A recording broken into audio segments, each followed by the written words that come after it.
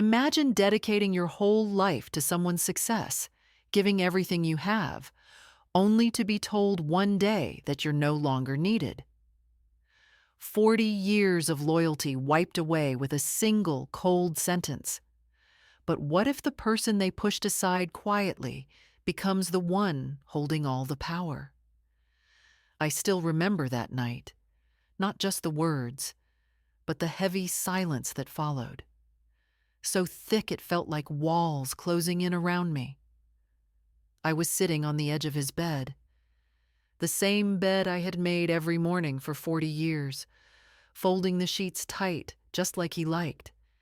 Then he walked in, hands in the pockets of the expensive pants I had bought him last Christmas. "Maggie," he said without looking at me, "you need to pack your things."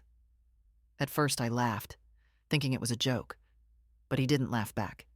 He said, calm and cold, "Sarah deserves respect. She's my wife now." I didn't hear anything after that. My ears rang. My heart didn't race. It just stopped. I stared at him, unable to believe it. I had given him my youth, my strength, my whole adult life. I had been the quiet force behind his success, paying the bills, signing loans, holding everything together while he took the credit. And now I was being erased, not with anger, not with tears, but with quiet disbelief. Slowly, I stood up, feeling like I had aged decades in seconds. He handed me a check, laughable, barely enough to last a month or two somewhere cheap. Enough to say goodbye to a lifetime, but nothing close to what I had sacrificed. He told me someone would come by to get the rest of my things. I packed a single suitcase, no photos, no memories, nothing to hold on to, and left the house without a word. No goodbye to Richard, no goodbye to Nathan, who once called me Mom, but hadn't even returned my calls in years. Not even to the dog, who probably already loved Sarah more than he ever loved me. Just me, a suitcase with a broken wheel, a city that suddenly felt cold and foreign. I thought about checking into a hotel, but the thought of showing that pathetic check at the front desk made my stomach turn. So I took a bus to my sister's place instead. When Gina opened the door, she raised an eyebrow. Her house smelled like lavender and judgment. She glanced at my suitcase, then at my face. "What happened?" she asked, but her voice already carried the weight of blame. "Richard remarried," I said quietly, "but she didn't invite me in. No hug, just stared. Too long." "Well," Gina muttered, stepping aside, "I guess I shouldn't say I told you so. She always said I wasted my life on a man who never really saw me. I used to defend Richard fiercely. Not anymore." She led me to a guest room that smelled like old furniture and forgotten holidays. That night, I lay awake, staring at the ceiling, wondering who I was now. No job, no home, no family, just a name that no longer belonged anywhere. The next morning, Gina pushed a cup of black coffee into my hand. "What are you going to do now?" she asked. I didn't answer. I didn't know. The week that followed was brutal. Gina's patience wore thin.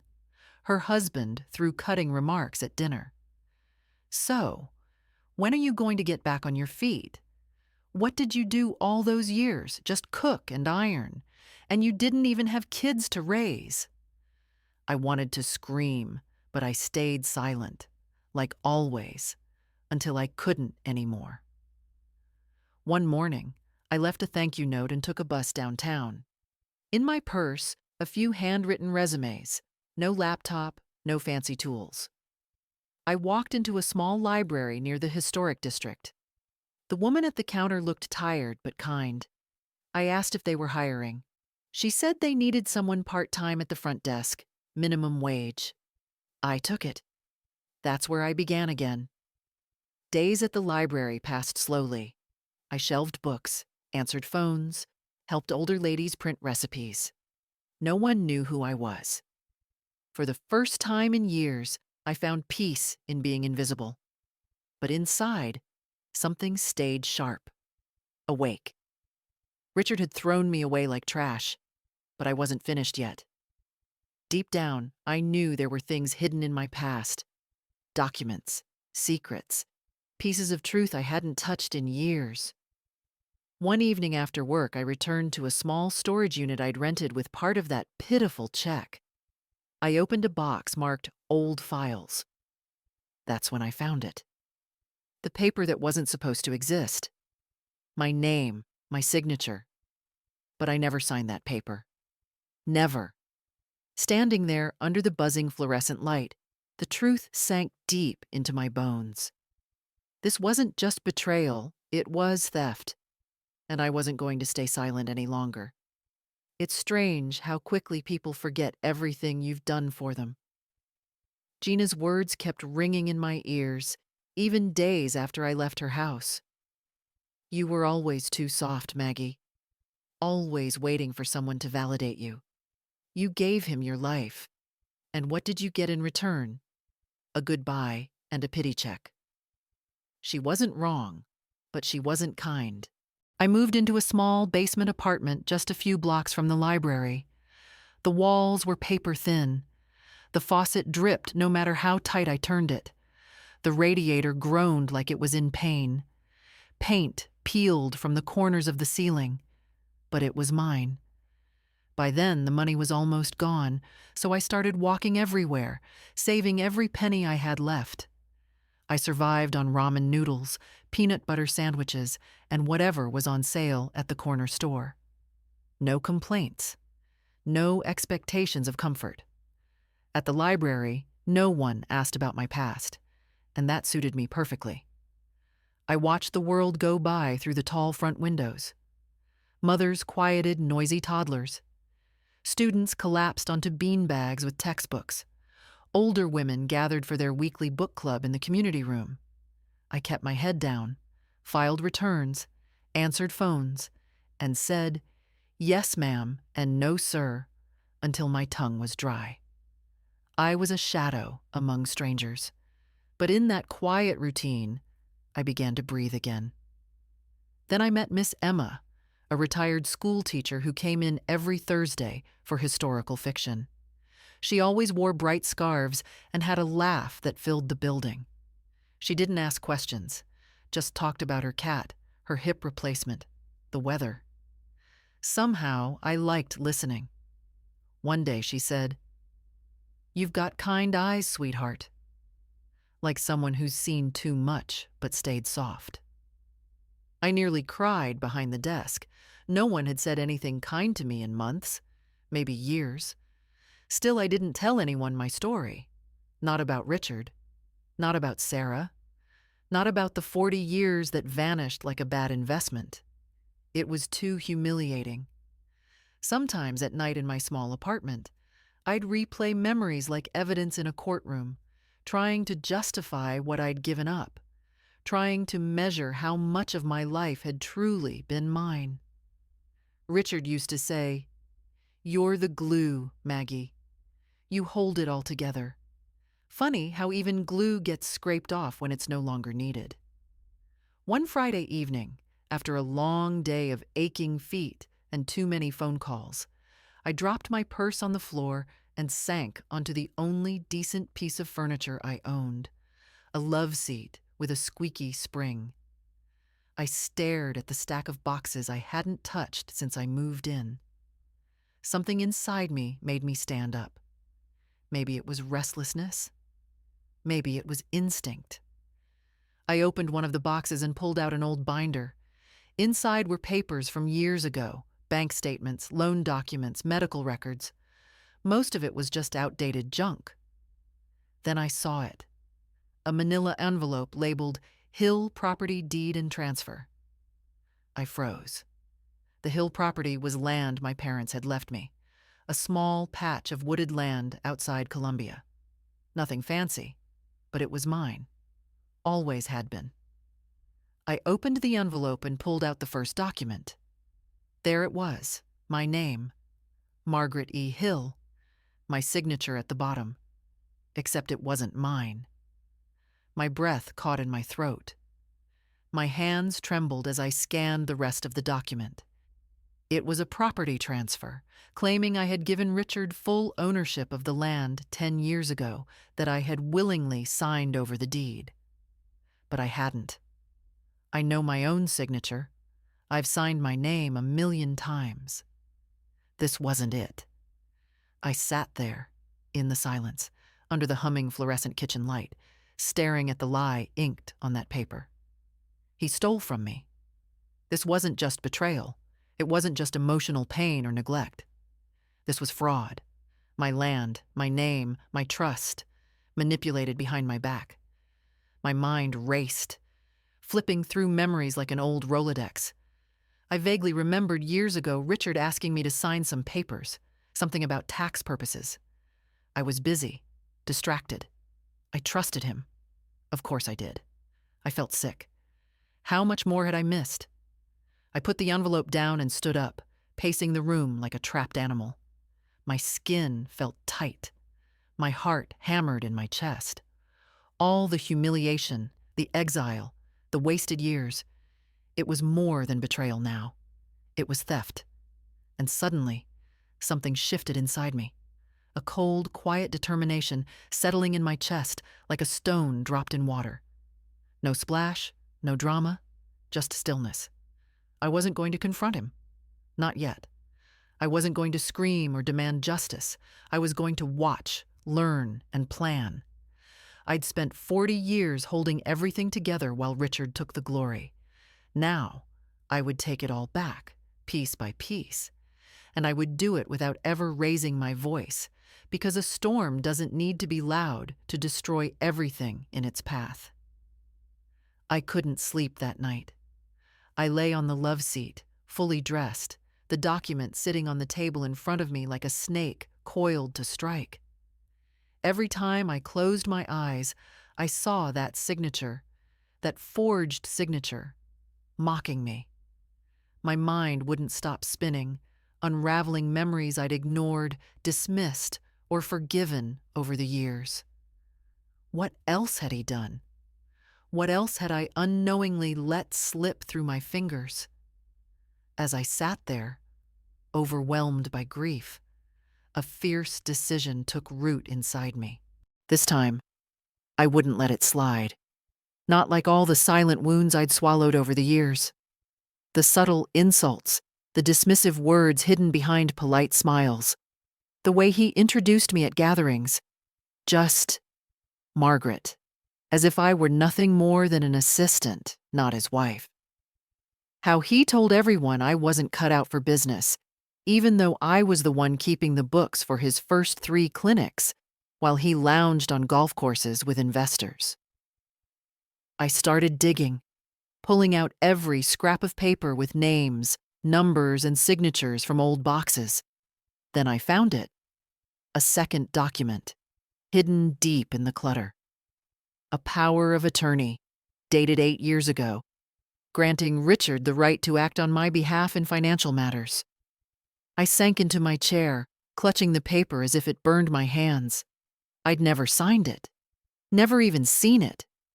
But there it was, my name, my signature, forged again. He hadn't just stolen from me once. He'd built a quiet, invisible empire of lies around me, masked by marriage vows and casual deception. I wasn't naive. I was trusting. There's a difference. The next morning, I called Claire. Claire Bennett, my college roommate, once a hopeful journalism student, now a sharp lawyer in Columbia, specializing in estate law and elder advocacy. I didn't spill everything over the phone, just enough to make her listen. She didn't hesitate. That Saturday, I showed up at her door, carrying those damning documents in a plain plastic bag. I wore a beige cardigan that made me look older, more serious than I felt. Claire's home smelled of coffee and life, filled with green plants thriving in the sunlight. As I laid each paper on her kitchen table, I watched her face shift. Curiosity, concern, and then a fierce, controlled anger. "Maggie," she said, pointing at the power of attorney, "if you didn't sign this, this is felony fraud. Straight up." I whispered back, "I know."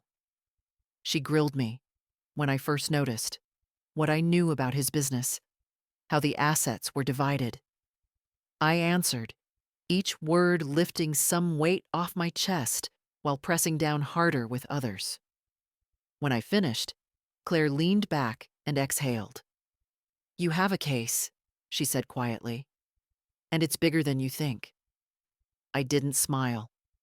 Victory wasn't mine yet. I just needed to understand how deep the betrayal went. Claire agreed to help but warned me this fight would get messy, loud, public. That's when I told her my plan. No lawsuits, no headlines, no tabloids. "I want the truth to come out," I said, "but not through courts or spotlight. I want it to unravel around him, quietly, slowly. I want people to start asking questions he can't answer." Claire raised an eyebrow, a knowing smile playing on her lips. "A silent takedown?" I nodded. "That's the Maggie I remember," she said, and for the first time in a long while, I felt a flicker of hope. Over the next week, I became a detective in my own life. Every receipt, every email, every bank notice, even the tiniest note scribbled on a napkin. Nothing escaped my grasp. Richard had dismissed me as useless for so long, never once guessing I was quietly keeping track. Maybe it was out of habit, fear, or love. But those scattered pieces were about to come together into something powerful. After long days at the library, I stayed up late, sorting and cataloging everything like a secret weapon. I bought a cheap laptop from a pawn shop, created burner email accounts, scanned documents, took photos, building a silent arsenal. Then, on a cold, rainy Tuesday night, I opened a new document and gave it a name: The Real History of Richard L. Morgan. 40 years of invisibility ended that night. It was time for someone to finally see what I'd known all along. If someone had told me 5 years ago I'd be spending my nights hunting down the man I once called my husband, I would have laughed and called it drama. But there I was, sitting on the floor of my small apartment, legal pad in one hand, lukewarm tea in the other, my laptop humming quietly like a secret I was finally ready to reveal. Claire had taught me how to dig. Public records, property sales, business filings, tax liens, court dockets. I started slow. Richard's name, his business partner, Morgan Health Enterprises, LLC. I followed the trail through ownership papers, deed transfers, money flows that always ended up in his hands, even when the assets were under my name. It was like peeling back wallpaper and finding mold beneath. He hadn't just used me. He built his entire empire on me. One night, I found an old mortgage agreement for the building that became his first clinic. The collateral was under my maiden name, Margaret Elaine Hill. At the bottom, a small note. Borrower's spouse authorizes asset assignment. That was me, again without my signature. How many times had he forged my name while I cooked dinner, folded his laundry, or waited in the car outside his meetings? The thought made my stomach turn, but it also gave me strength. Claire and I began piecing it all together. No filings yet, at my request. I wasn't ready for war. I wanted control. Every last piece of the puzzle before I made my move. Then, on a quiet Thursday afternoon at the library, everything broke loose. I was restocking shelves when I overheard two women chatting nearby. They talked about Richard, how he had a heart for the community, how he'd helped open a free clinic for single mothers, how he was married to that sweet young woman. "Sarah's a lucky girl," they said. Something inside me snapped. No tears, no screams, just a fierce, burning knot in my chest, the heat rising up my neck. People loved him, and they didn't know the truth. Not yet. They believed his story, and I was just a footnote in the tale he told the world. That night, I opened my laptop and began writing letters. Not to lawyers or police, but to people. Former employees, real estate agents, investors, journalists, council members. I wrote quietly, anonymously, attaching a few scanned documents. Not enough to overwhelm, just enough to plant a seed of doubt. I signed only with my initials, M.E., then sent them out from burner email accounts, one by one. The next day, I wrote more. It became a routine. By day, I shelved books and greeted sweet old ladies at the library. By night, I unraveled a life built on lies. It felt poetic. Quiet justice. One email turned into three, three into 20. I didn't expect immediate results, but secrets, once released, spread fast. And Richard had plenty to hide. Then, one day, Claire called. "I think I found something," she said. She sent me a scanned will, not mine, not Richard's, but my mother's. The will I thought had been destroyed after probate. Claire circled a line in red. All real property to be transferred solely to my daughter, Margaret Hill. But county records showed that land had been transferred to Richard less than 2 months after my mother's death. The release form's signature was forged by him. He hadn't just used me. He'd reached back through my family line, stealing from a woman who had trusted him like a son. That was the moment I stopped hesitating. The plan shifted. This wasn't just about revenge anymore.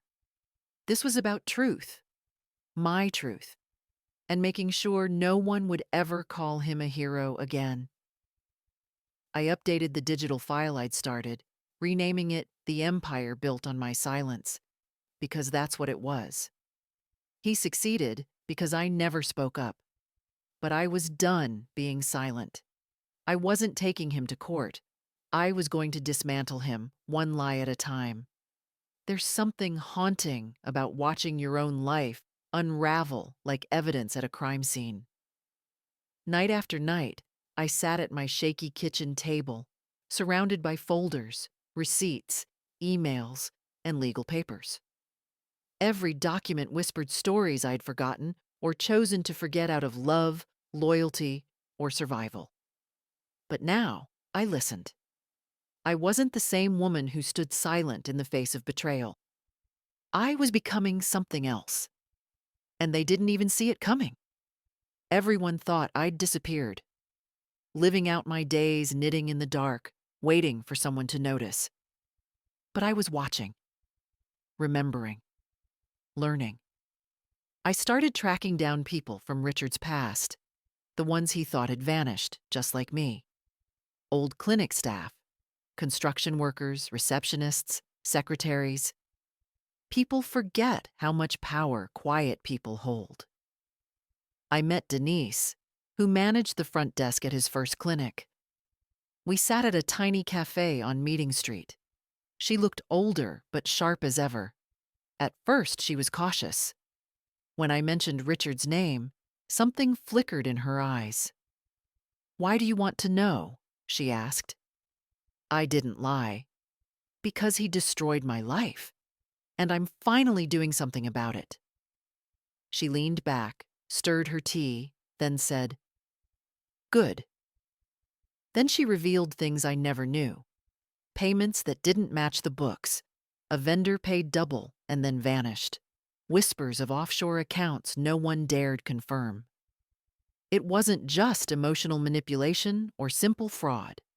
This was calculated, cold, and Richard had counted on my silence to keep everything hidden. But there was one thing Denise said before she left the cafe that haunted me. "You know," she said quietly, "he once told me he couldn't have done any of it without you." It wasn't a compliment. It was a confession. I left shaken. All this time I thought I was just collateral damage in Richard's ruthless climb to the top. But the truth was darker. I had been his foundation, the one everything was built on. The next day, I went to Claire's with everything I had: notes, files, scanned documents, even recordings from the meetings I'd started documenting.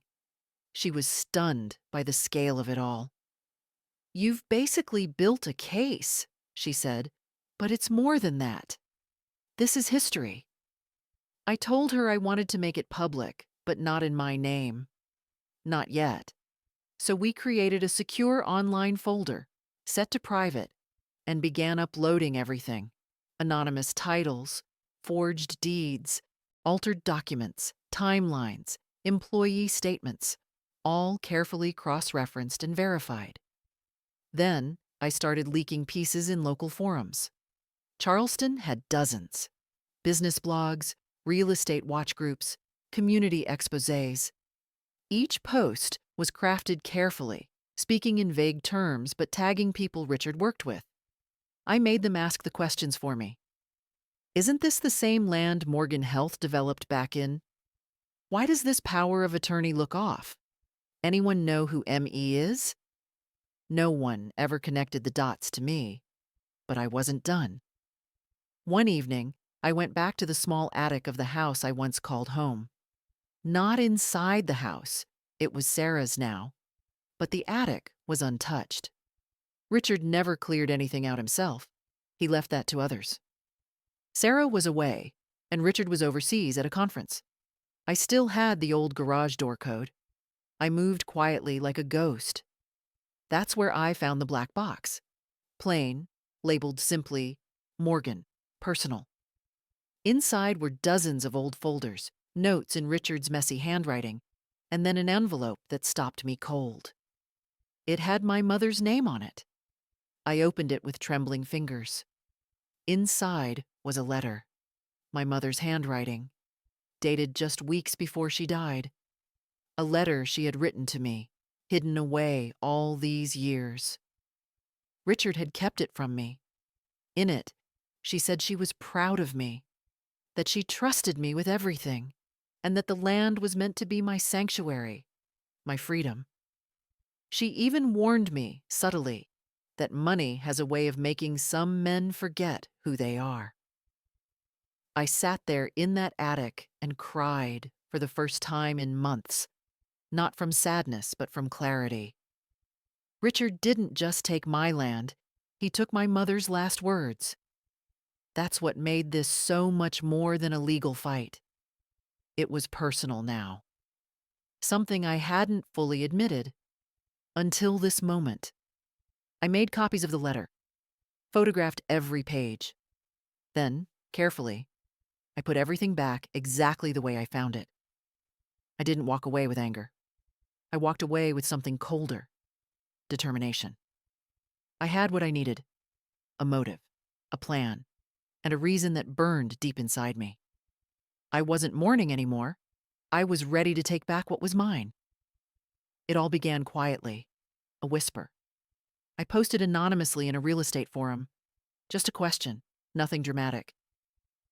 Revisiting the origins of the Morgan Health clinics. Was there ever a paper trail? No accusations, but I attached one image: a deed transfer. Forged. No explanation. I wanted them to guess. Next, a second post, this time on a business ethics blog. I dropped subtle hints about signatures that didn't match, about shady deals that never went through proper legal channels. No names, just dates. Documents. And the spark caught fire. By morning, people were talking. This sounds sketchy. Is this about Richard Morgan? I used to work with him. Wouldn't surprise me. That's what I wanted. Not headlines, rumors, whispers, because people believe whispers more than loud accusations. So I became the whisper. I created an email account, just the initials ME. I sent carefully chosen documents to a few select people: 2 investigative reporters, a university ethics professor, and a local blogger known for exposing corporate scandals. Subject line: when reputation is built on fraud. Inside, a single document, one sentence: this is just the beginning. No name, no reply requested. And then, silence. While the world started whispering, I kept working. I bought a burner phone, programmed it with investor names I remembered from Richard's stories at fancy dinners and charity events, the ones he used to brag about. I started texting them, subtle things. Ever wonder how Morgan Health got that Columbia lot? Check the Hill estate records. I'd be careful tying your name to Richard's next project. No signature. But the phone calls started rolling in, not to me, to him. I knew because Claire sent me a voicemail clip. It had come from someone inside the investor group. Richard's voice was shaking. Someone's digging. They've got old documents. I smiled. For the first time in 40 years, I could picture him afraid. And at the library, life went on. I shelved books, smiled at the regulars, said hello to Miss Emma, helped a student find The Great Gatsby for an essay. But inside, I was no longer the quiet librarian. I was the storm he never saw coming. No one knew what I was doing after dark. And honestly, that made it even better. But this wasn't just about creating noise. I wanted precision, control. So I started marking my calendar like clockwork. Mondays for leaking documents, Wednesdays for sending anonymous emails, Fridays for quiet posts that made just enough impact. This wasn't chaos. It was a plan. First, I released a scan of the power of attorney. Then a bank statement, showing money from a loan being moved under my name without my knowledge. And then, my favorite. A photo of my mother's original letter, her handwriting, her initials, the date. I blurred the personal parts, but what was left was crystal clear. The caption? A letter never delivered, a land never truly given.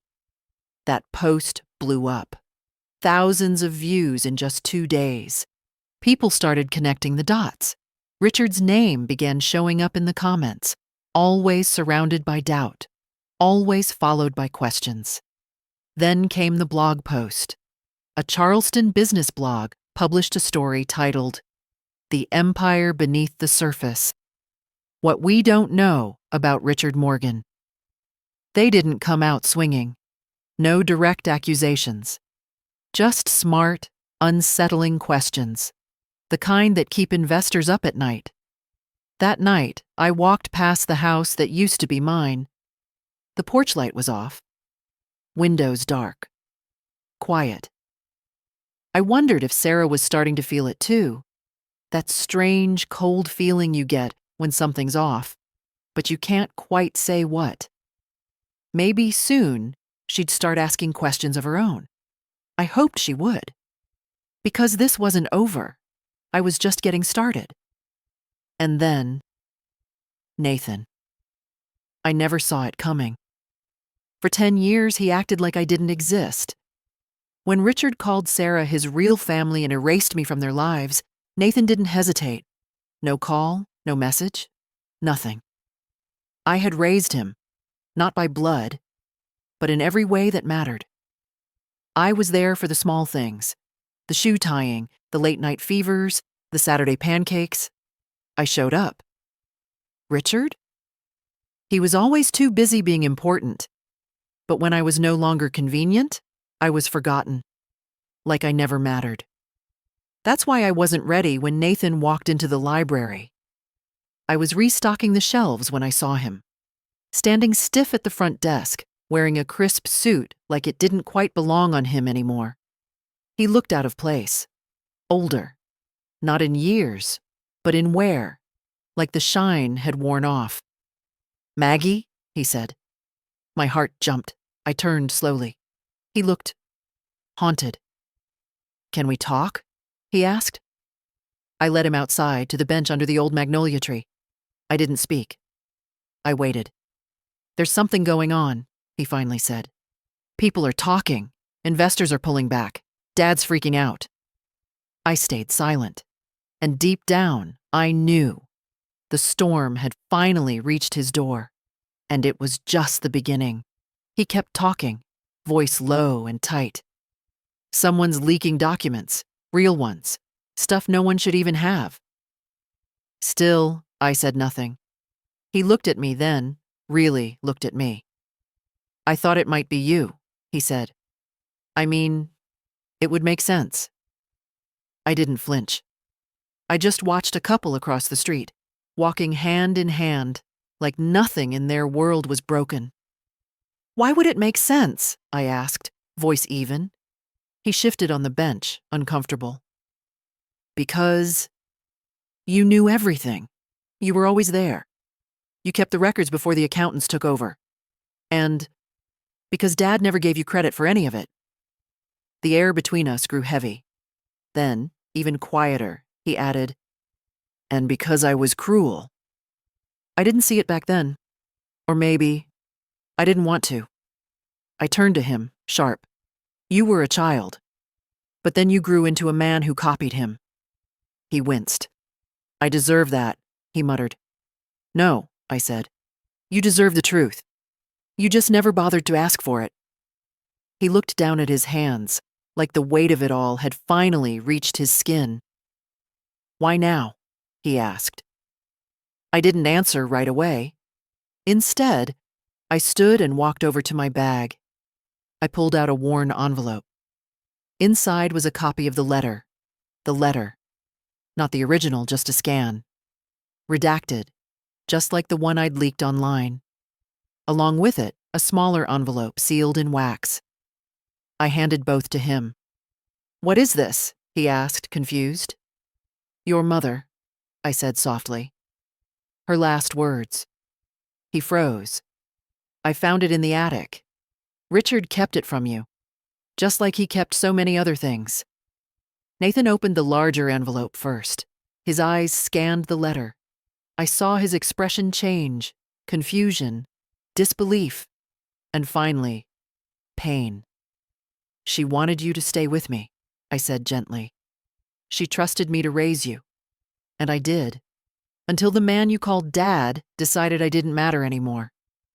He said nothing, just held the paper like it was made of glass. Then, quietly, why are you giving me this? Because you deserve to know who you are, where you came from, and who stood by you, even when no one else did. He opened the second envelope. Inside was a photo. It was the two of us, taken at his 6th birthday. He had frosting on his chin, a gap in his smile, and I was holding the cake, laughing. He stared at it for a long time. Silent. I don't want anything from you, I said. Not an apology, not forgiveness, but I won't be your secret anymore. He stood slowly, folding the letter back into its envelope. I'm sorry, he whispered. I gave him a faint, tired smile. Be sorry to yourself for what you let him turn you into. He nodded and left. I watched him walk away without a flicker of emotion. Because this wasn't about healing. It wasn't about making peace. This was about truth, about revelation. And another crack had just formed in Richard's perfect little world, one that couldn't be patched up with charm or money. Not this time. And I wasn't done yet. The first time I saw Richard's face on the local news, I didn't flinch. I didn't even smile. I just sat there, on the edge of my bed, tea cooling in my hands, eyes on the screen. The news anchor didn't say his name. Not yet. But the tone was serious. A prominent healthcare executive in Charleston is facing questions about suspicious property acquisitions and possible forgery tied to early business dealings. The fire had started, quiet, controlled, and burning in all the right places, and I still had matches to strike. No official charges had been filed yet, but leaked documents, quietly passed to regional watchdogs, hinted at something far darker, over 20 years of shady, possibly illegal behavior. Then, on screen, a blurry photo appeared. Richard, smiling, shaking hands at a ribbon-cutting ceremony. That image changed everything. It was small, easy to miss, but powerful enough to set the spark. That night, I knew his phone would be ringing non-stop by morning, and I knew exactly what storm was coming next. Sarah. Of course it would be her. She was driven, polished, the kind of woman who treated reputation like gold. And now Richard had handed her a treasure chest filled with lies. She didn't call. She didn't need to. 3 days later, she showed up. I was in the back of the library, quietly shelving biographies, when I heard the sharp click of heels across the old wood floor. I turned, and there she was. Her hair was slicked back, trench coat flawless, fury radiating from her like heat on a blazing summer day. "You," she said. Her voice was low, tight. "You're the one behind this." I blinked. "Behind what, Sarah?" She stepped closer. "Don't play dumb. The letters, the leaks. You're trying to destroy him." I didn't answer. She glanced around, nervous, eyeing the few scattered patrons. Then her voice dropped to a whisper. "Why now? After everything he's done for you? After all these years?" I looked straight at her. "You think he gave me something? He didn't. He took my land, my money, my life. He built his empire on my name, my silence, my trust. And you? You're just the next woman he's using." She froze, just for a second. "I love him," she said, but even she didn't sound sure. I gave her a sad smile. "You don't know him." She hesitated. "Then why not just walk away? You could have taken the money and started over. Why go to war?" I leaned in, calm but certain. "Because I spent 40 years being erased, and I won't be erased again." She didn't say another word, just stared, as if seeing me for the first time and realizing she didn't know who I really was. Then she turned and walked away. But I saw it, the doubt in her eyes, a tiny crack, and I knew it would spread. By the end of the week, it had. Claire forwarded an anonymous tip. Sarah had hired her own lawyer, not for Richard, for herself. She'd started digging. She had the keys to everything, his files, his safe, his emails. She didn't realize it yet, but she was about to uncover more than I ever did. Then one night, Claire called, her voice shaking. "She found them," she said. "The originals, deeds, letters, loan papers, even his personal recordings. He kept everything, like he thought no one would ever dare stand against him." Something stirred in me, not triumph, not yet, but the beginning of something real, justice. Sarah never called me again, but she didn't have to. She'd seen the truth. She knew the foundation was rotten, and now she could feel it crumbling beneath her feet. Richard had spent decades tightening his grip on the story, the money, the people. But now, the people closest to him were starting to see the cracks, and all I had done was speak the truth, quietly, relentlessly. And I wasn't stopping until the whole house came crashing down. They say the truth always rises to the surface. But Richard's truth? It didn't float. It sank, heavy, undeniable, and impossible to ignore. It all came to the surface, slowly, painfully, page by page, signature by signature, betrayal by betrayal. It started with Sarah. She waited, quiet and careful, until Richard left town again. Some health tech summit in Denver, if I remember right. That's when she made her move. Claire's source confirmed it. Sarah entered his office alone, late at night. She didn't need to break in. She had the code to his private safe. Of course she did. She was his wife. Inside, she found the black box, the same one I had opened weeks before. But unlike me, Sarah didn't stop at a glance. She dug in. She read every contract, every document. She listened to every recorded phone call saved on those tiny USB drives. What she found wasn't just shocking, it was devastating. Fake names, forged signatures, deeds rewritten without consent. Letters from my mother. My own name on forms I'd never touched. She saw the signature he'd practiced until it looked exactly like mine. And in that moment, Sarah finally saw him for who he truly was. She didn't destroy it. She copied everything, scanned it, saved it, turned it into evidence. Then she did the one thing Richard never saw coming. She handed it all to a lawyer. Claire called me the next morning, her voice buzzing with disbelief. "Maggie," she said, "she gave me everything." Walked into my office, sat down, and said, "I didn't sign up for this. I won't be complicit." Sarah was out. I didn't speak. I didn't need to. The silence wrapped around me like armor. Because I already knew. The house of cards was falling. The next few days were a blur.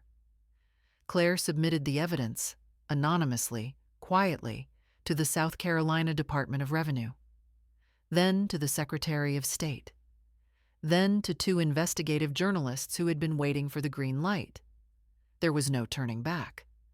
But for the first time, it was out of our hands, and exactly where it needed to be. Richard came back from Denver to a storm he couldn't control. Missed calls, cold stares, an emergency board meeting. Then a legal notice slipped under his office door. Maybe he thought he could spin it like always. But this time, there were too many cracks in the story, too many facts stacked against him, and worst of all, there was no one to blame. No dramatic public showdown, no courtroom outburst, just a quiet collapse, piece by piece, in front of everyone who once believed him. And me? I stayed silent. I watched from a distance, no longer afraid, no longer running. Whispers started circling among the powerful. How did he get away with it for so long? Was his wife involved? Who was the first woman again? They remembered me, not as the one he left behind, but as the one who came back with the truth. Claire told me later that Sarah had moved out. She took nothing except what she'd brought into the marriage, and that flash drive. That changed everything. Even Nathan had gone quiet. Word was, he'd started removing the Morgan name from his financial records. He never called me again. I didn't expect him to. But I knew he finally understood. Everything had been a lie. One afternoon, I passed by Richard's old clinic in the historic district. The windows were dark. A plain sheet of paper was taped to the door, closed for restructuring. The building looked different, weary, like it was finally crumbling under the weight of the lies it had held for so long. I stood there a while, not victorious, not angry, just still. Because this was never about revenge. It was about the truth.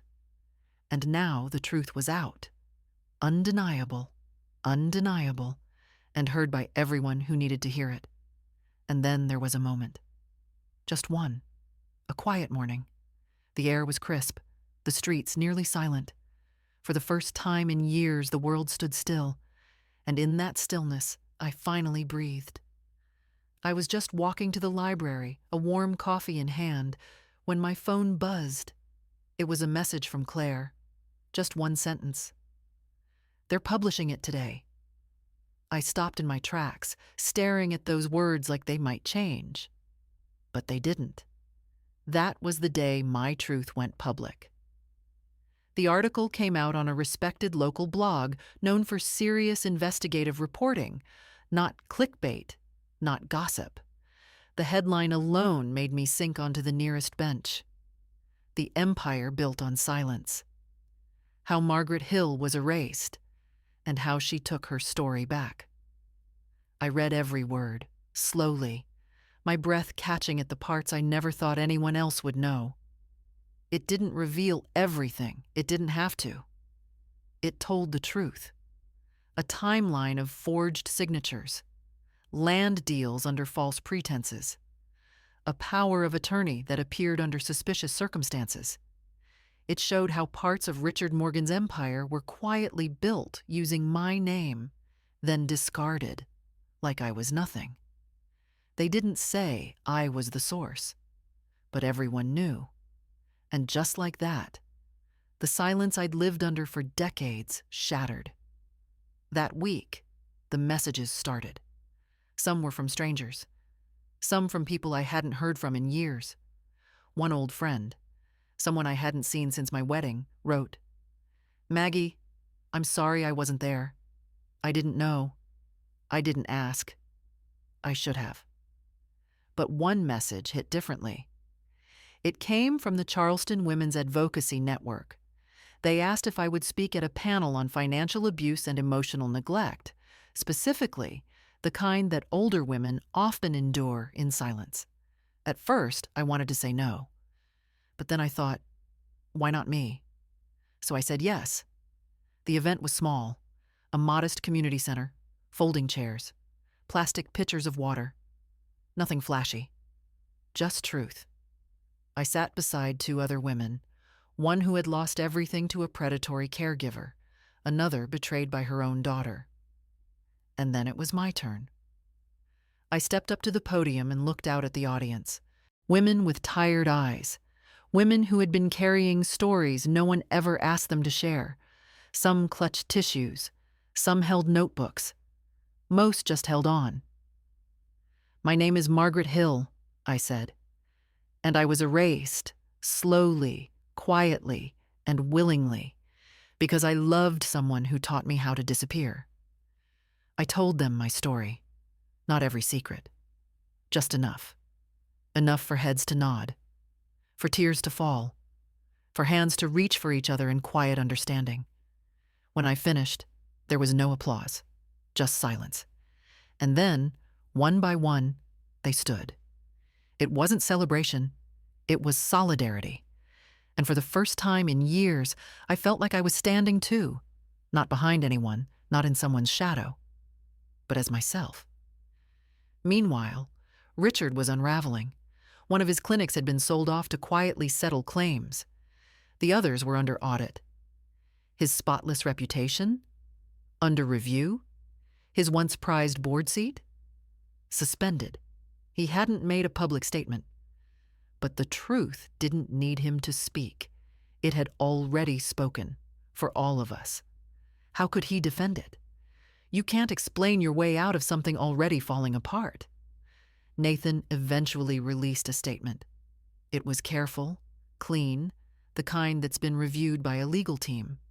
He distanced himself from it all, acknowledged the past, expressed regret, thanked the ones who stood up when silence would have been easier. But I didn't respond. I didn't need to. Some stories don't end with reunions. They end with the truth finally told. Life went on. I still lived in my same quiet apartment. Still walked to work. Still shelved biographies and helped teenagers find lost library books and navigate overdue fines. But something had shifted. People looked at me differently now, not with pity, not with confusion, but with recognition. Like they finally saw who I was, the woman who disappeared for 40 years, then came back and rewrote the ending. Still, it wasn't over. Because real redemption doesn't come from a courtroom. It doesn't arrive with headlines or breaking news banners. It's quieter than that. It shows up in choices, and I still had one more to make. Redemption doesn't burst through the door with applause. It creeps in like morning fog, hesitant, quiet, not quite sure if it belongs. You don't even notice it at first. You're too focused on the wreckage, too caught up in the slow satisfaction of justice finally catching up. But when it does arrive, it's unmistakable. Richard had vanished. The man who once filled newspapers with glowing articles about his generosity, who smiled on local TV as the face of community progress, who stood at podiums like royalty addressing a loyal court, was now silent. His publicist released short, cold statements. His board announced a temporary leave. But everyone knew what that meant. They were cutting ties. The Morgan name, once gold, now rusted with scandal. It could no longer support the weight of the empire he'd built. And then came the final blow. An article from a national outlet hit the web. Not local, national. It confirmed what we already suspected, but hadn't dared to say aloud.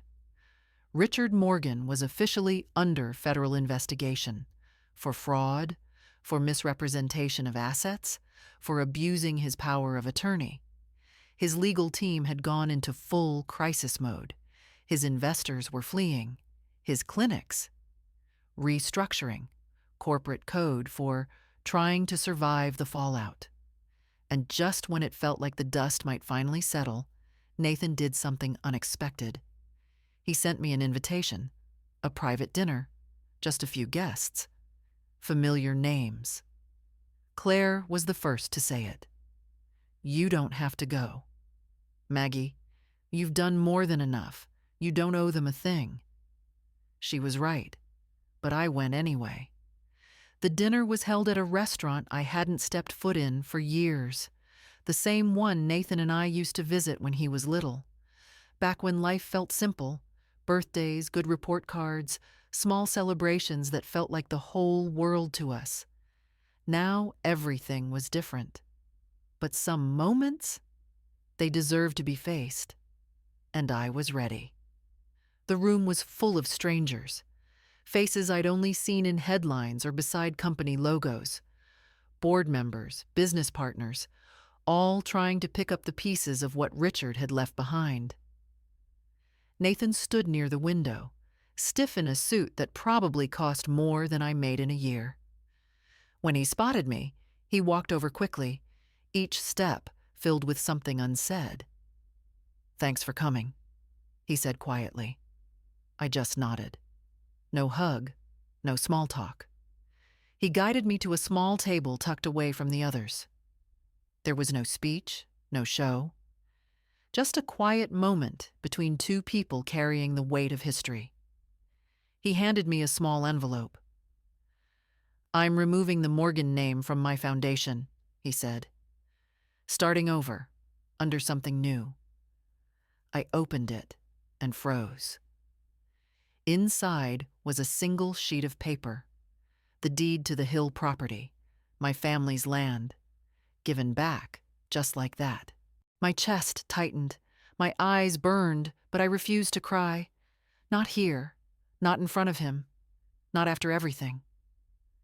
"This was never yours to give," I said. "I know," Nathan replied. "I just wanted to be the one to return it to where it belongs." We didn't say anything else. We didn't need to. That was the last time we spoke, and honestly, it felt right. Not all endings need words.